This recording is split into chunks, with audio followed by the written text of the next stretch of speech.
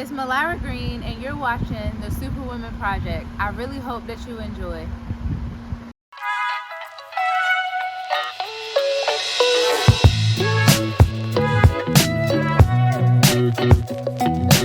So, who are you?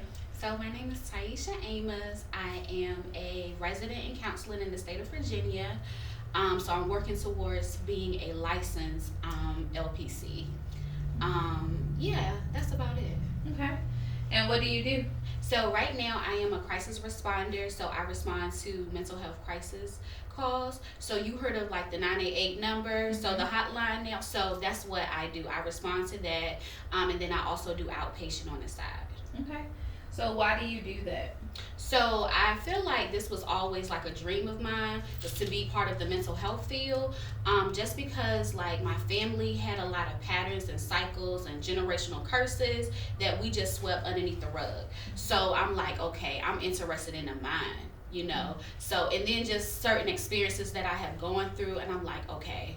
And I used to get in trouble in school because I talk too much. So I'm like, wow, I can do this and I can talk to and not get in trouble. Yeah, so outpatient was for me. So yeah. Okay.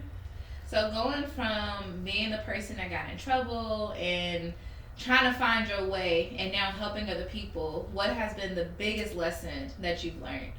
Not to suffer in silence. Okay. So the reason why the suffering in silence is so huge for me, because back in 2015, I had lost my fiance. He was killed from gun violence. So with that, I suffered in silence. I wasn't want to talk to anyone, and I went into a deep depression, which I call the sunken place. And once I went through the process of therapy and I had, new friends and things like that, and I'm like, wow, I really feel like this can be my testimony and my purpose, because while I was in that sunken place, the only thing I did was work. But that was it. It was work, come back home. And as far as my mental health, I didn't care. And so it was like a light bulb that kind of switched for me, was like, wow, Tyeisha, you're just existing. You're not living.